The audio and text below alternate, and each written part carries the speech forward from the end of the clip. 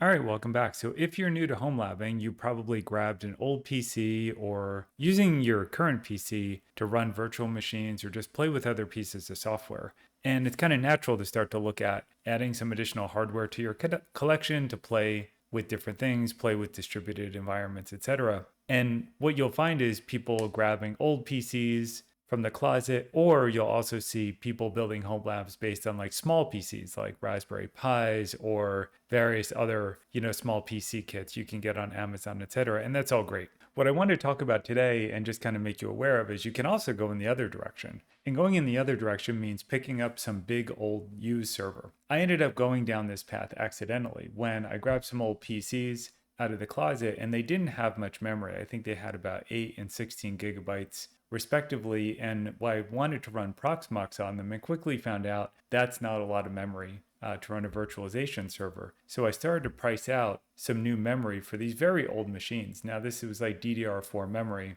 or DDR3 in some cases. And to get a decent amount of memory was still like several $100s. And I started searching around and ended up finding sites. Well, I found eBay and sites like sellers like the one in front of us that offer like old servers that have come out of data centers, and you can get them in refurbished condition with tons of memory and all kinds of other great features. Now, these servers are big, they're loud.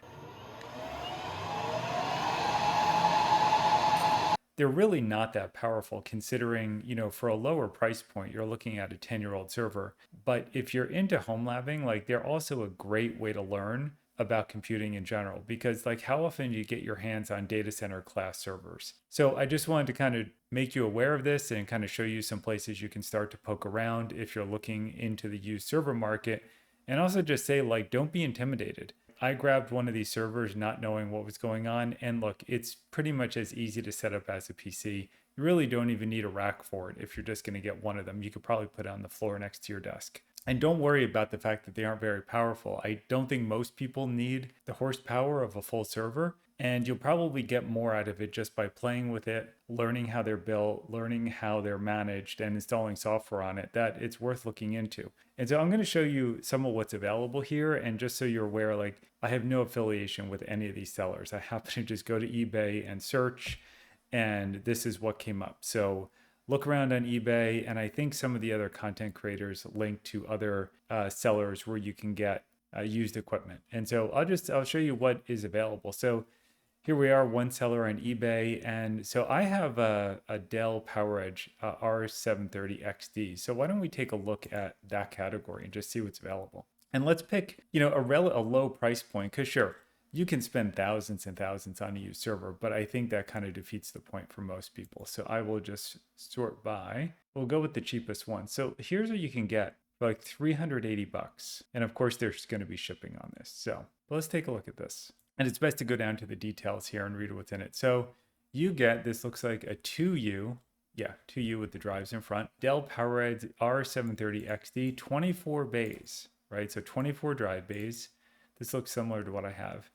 You get 2 Xeon processors with 14 cores each for a total of 28 cores and a total of 128 gigabytes of memory. And it was this that got me particularly interested in buying used servers, because if you're going to play around with virtual machines, and again, I think most people are just running virtual machines for the fun of it, but they're not really CPU intensive workloads. People are just doing it for fun. They're going to run Pi-hole or something else on a virtual machine. But what you need is a whole bunch of memory, and you can get a whole bunch of memory for a reasonable price. So 128 gigabytes of memory, and of course a whole other server for, what is it, 380 bucks. And I think there's probably shipping on that. We'll get to that. So you get redundant power supplies, redundant 1100 watt power supplies, and that's fun to play with as well. RAID controller, iDRAC 8, if you're not familiar with it, is basically these servers have a mini management computer built in. And so iDRAC is the Dell kind of management software. So there you go.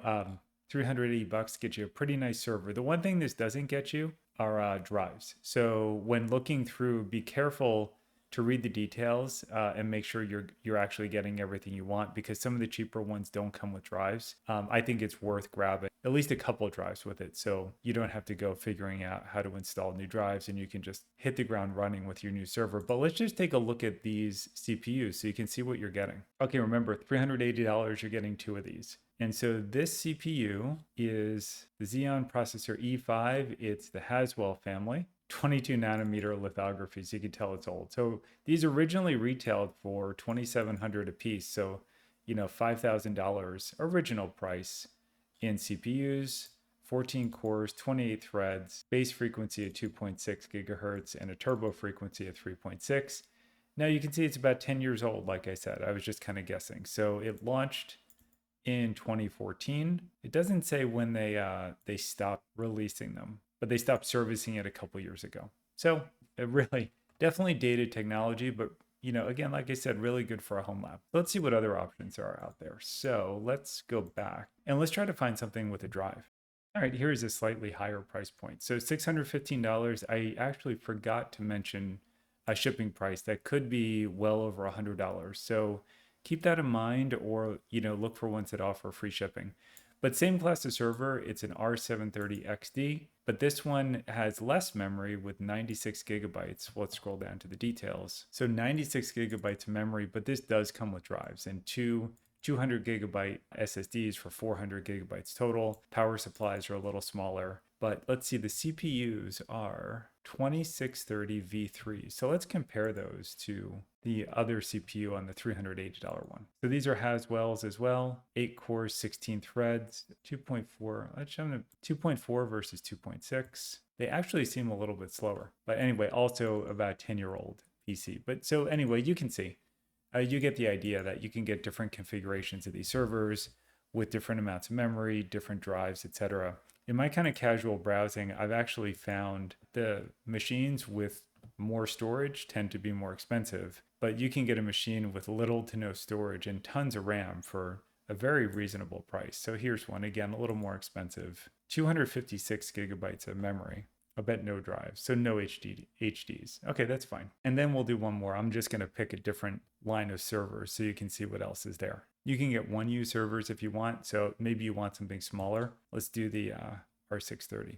Oh, these are even cheaper, so here you go. For $250, you can get a 1U server, 28 cores, 32 gigabytes of memory. Definitely would be fun to play with. Anyway, you can see there are kind of endless opportunities here, all kinds of different server configurations at different price points. But I just wanted to bring this to your attention. Again, if you're new to the home lab scene and you're thinking about how you want to kind of add some hardware to your collection, definitely take a look at the used server market. It's certainly fun to play with and a lot to learn there as well. So that's it for today, and we'll see you next time.